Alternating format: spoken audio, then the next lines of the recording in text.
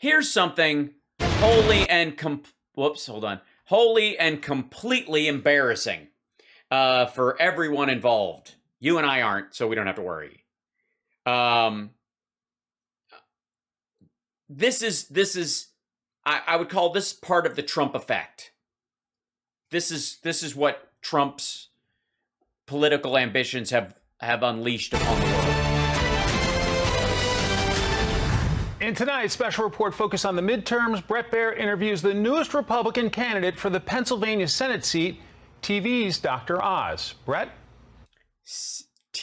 TV's Dr. Oz. Thanks, Mike. In tonight's special report spotlight on the I'm standing near a big screen when I normally am sitting. midterms, the Pennsylvania Senate race received some star power this week. Dr. Mehmet Oz of the Dr. Oz TV show is now running as a Republican candidate for Senate. The current senator, Republican Pat Toomey, will not run for re-election. So let me get this straight. Republicans are excited that a television personality handpicked by Oprah is running for Senate in Pennsylvania to replace another Republican, a seat they already have. Please, God, let this asshole run. GOP candidate Sean Parnell, who was endorsed by former President Trump, has already dropped out after a bitter custody battle with his ex-wife. But there are still... He dropped out because... Sean... Was it because of a bitter custody? So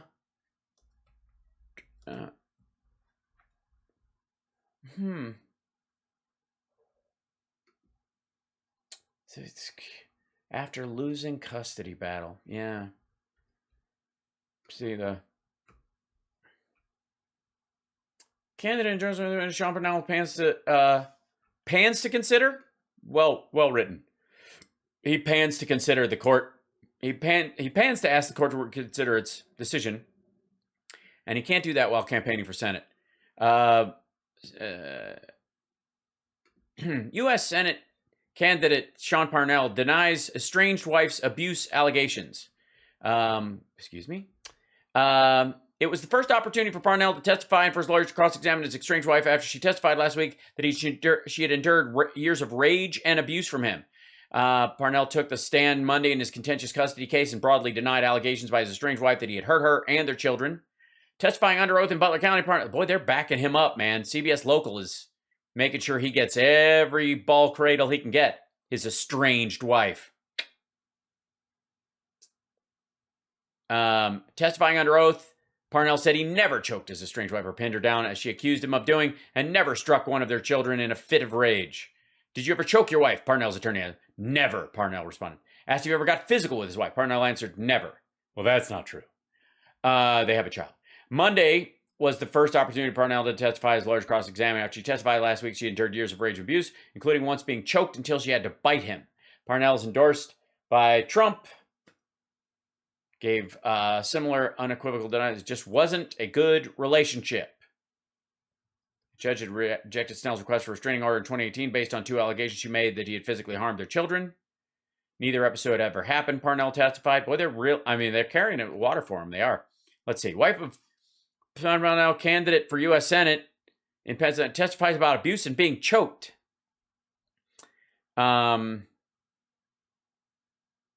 She testified under oath Monday that she endured years of rage and abuse, including being choked until she had to bite him.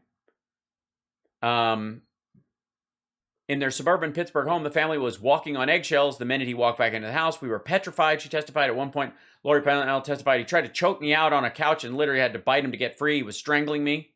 She testified once after Thanksgiving trip, he forced her out of her vehicle and left her alongside the highway during an argument when he told her to go get an abortion. Up until this moment, I couldn't figure out why would Trump endorse this dude? And that makes sense. Yeah. Can you get out of the way? I don't want that. This is the whole thing. Go get an abortion. There you go. That's it. He's all kinds of Trumpy. And these are the other people that are running for Republicans for the Senate seat. almost a dozen other candidates in the Republican side who have announced, and there are already a dozen Democrats in the running. Tonight, we have Dr. Mehmet Oz with us to explain why he's entering the race. Dr. Oz, thanks for being here. Hold on one second. Bringing something up. Ladies and gentlemen, welcome to my underground lair. Dr. Evil. Okay. Glad to be with you, Brett. So a lot of people look at this and say, why? I mean, you've got a successful TV Yes, everyone. show. You've had a tremendous run on television and around the world. Why end it all this way in disgrace, ignominy, and embarrassment? Why do this now? Brett, my parents were immigrants to this country and were afforded unbelievable opportunities. I owe a debt. I've always felt it. And America's in crisis now. So I think it's an ideal time for me to repay that debt by serving this country and running as a senator from the state of Pennsylvania.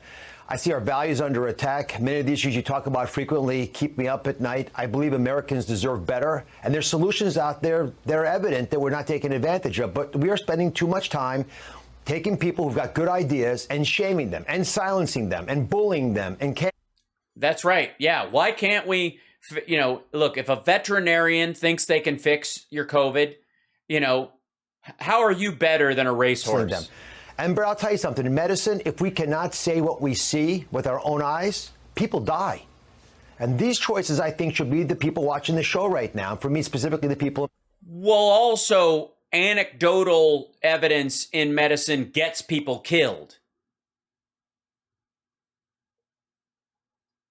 I had a patient spontaneously heal of their cancer. I think spontaneous healing should be part of everyone's regimen. Pennsylvania. I have fought to empower folks my whole career. I've taken on big pharma on the show. I've taken on big tech, agrochemical companies. I've got the scars to prove it, and I can't be bought.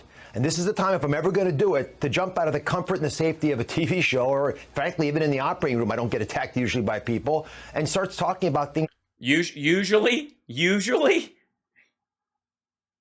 Maybe, I don't know, I would talk to your anesthesiologist. Really can make our country succeed. 'Cause I'm so optimistic. You know, you have a primary to go through. On the Republican side, I put up the candidates already out, but there's one that has not declared yet, but might. David McCormick is being recruited, former Treasury Undersecretary for International Affairs, combat veteran, business executive. Do you expect... Eminently qualified to be a Republican asshole. Do you think you have what it takes to be an asshole on the scale that you would need to be an asshole as a Republican asshole, not as your, as your run-of-the-mill TV asshole? He's going to get in, and why are you better positioned if he does? Name recognition. I'm not sure what's going to happen with Mr. McCormick. I haven't spoken to him, but I know that I have 94% name recognition in Pennsylvania. Yeah, there you go. It's a branding exercise. It's very hard to get there. It takes years and years of hard work and lots of effort talking to people in their own. Yeah, it takes years of hard Oprah. Takes years of Oprah. Just Oprah does it. Rooms. Oprah did it. I know that I fare well. There's a shit ton of doctors out there that haven't been handpicked by Oprah and given a television Republican show. audiences who know that I share their values. I don't speak generally on the show of overtly political issues, but during COVID, I got political because, unfortunately, if you mix medicine and politics, you get politics. So I had to get engaged to try to help our country. Well, at least we know he's good at math. The fact that we were myopically focused on some issues and blind to others, and we're taking chances by using our children as shield. Hey, say it, fucko. Say ivermectin. Say hydroxychloroquine. Throw your entire candidacy. Be brave. Throw it in a blender right now. And addressing other changes that happen to our society under the cover of COVID. I want to talk to you about... Under the cover of COVID. So explain to everybody what you mean by under the cover of COVID, meaning that you wouldn't have locked people down and you would have in any stretch, and that you actually believe that herd immunity would have solved this. By the way, a new report just came out of South Africa that herd immunity, or that natural immunity from having the virus, doesn't protect you from the Omicron variant. variant. There you go. Yeah, COVID and about the Biden administration policy, but you mentioned Pennsylvania specifically, and you're running here. Already, there are some people that are suggesting that, you know, you're moving in basically to run for this Senate seat. Here is Steve Carpetbagger Colbert on this issue. He may have fake Pennsylvania claims because he's running there despite living in New Jersey for years. And there's a big difference between Pennsylvania and New Jersey. Something to do with hoagies. I don't know what it is, but they will murder you over it. Now, he's joking about the hoagies. No, he isn't. But what about that, the carpetbagging charge? You know, I grew up just south of here. I'm in Philadelphia, just across the state border. I went to medical school at Penn here. Sorry. Run that by us again, asshole. Just south of here. I'm in Philadelphia, just across the state border. I went to medical school at Penn. He grew up just across the state border. He's in Philadelphia right now. He grew up in New Jersey. Here in Philadelphia, I went to Wharton Business School, met my wife. Oh, great. So, you know, he's as big like a success. He's a success because of the Wharton Business School. I wonder if he has the best words. Best decision of my life was marrying her here in Philadelphia at the church just down the road from where I am now. I had my first 2 kids. Yeah, I had my first 2 kids who have never looked happy. Here, I mean, I spent a lot of time in Pennsylvania. I did move to New Jersey because television is done in New York City, and it was convenient, but we came back here all the time, and we moved back last year, both to spend time with their parents, but also because this is home, and we feel very comfortable here. You know, you mentioned COVID and the policies, considering this travel restriction based on this new Omicron variant. We've had our first case discovered, and there probably have been cases here in the U.S., but the first official one in California. What do you think about this Biden policy? You know, we have started off with very simple approaches, like we don't know what we're dealing with. Let's bend the curve for 2 weeks. Do you remember that comment, Brett? That metastasized into this overreaching. I'm sorry. What was that? What was the plan? Yikes. That's an unfortunate freeze frame. Shit. Have started off with very simple approaches, like we don't know what we're dealing with. Let's bend the curve for 2 weeks. Do you remember that comment, Brett? Yeah. You guys remember bend the curve for 2 weeks? Let's bend the curve for 2 weeks. That metastasized into this overreaching. You mean 15 days to slow the spread? Ah, whatever. Let's bend the curve for 2 weeks. Authoritarianism. So now we almost had a reflexive response and start doing things we would never think of allowing even 2 years ago. And Omicron is. Well, 2 years ago, we weren't in a fucking pandemic. And we were so deluded, apparently, that we elected Donald Trump, and he ended up getting rid of our pandemic response team, fucko. And by the way, we haven't shut shit down over the Omicron, the Omarian variant. A virus that has 50 mutations in it, 32 are in the spike protein. I've done my homework on it. We just don't know. We don't know if it's more contagious. We don't know if it's more likely to make you sick. We don't even know if it makes you more likely to get ill if you've been vaccinated. So in the face of...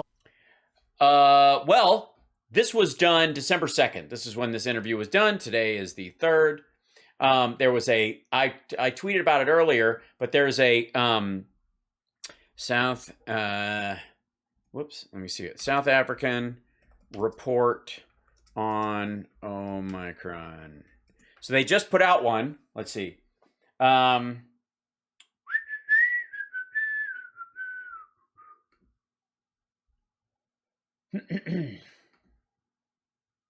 That's November 24th. Is this one? Hold on.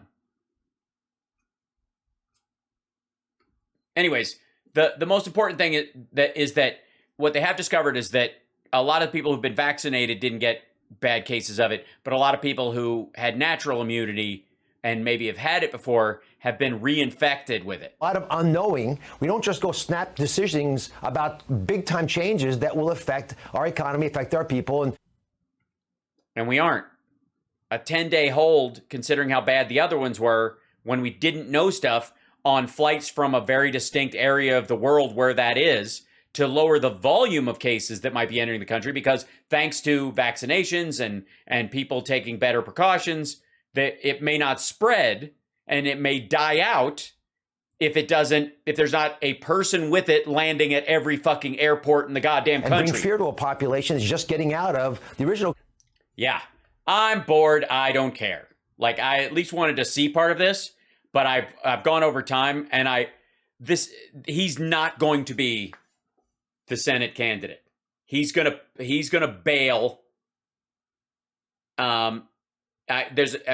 Trump might try and endorse him, and it'll cause a stir for a little while, but he's not going to be the dude. It's not going to happen. Yeah, softballs. I can't. So dull. Just so, like, fucking hell. It's just, yeah, it's a cash grab. DrOz.com, which is a regular website. Make an Oz for Senate website, asshole. That's how you know, by the way, this is a sales pitch. DrOz.com. That's what he's going to lose. There's no way. Just for, like, ridiculous. Ugh. Blah. What a fucking waste of time. I will say, let's see, that, yeah, Fetterman, that's the dude. Yeah, John Fetterman as the Democrat, kick ass, there you go. Fetterman's got a great chance. He's terrific. Well known throughout the state, legit, he looks like a wizard. He and his wife both look like they have a coven, but still, I think they'll do quite well.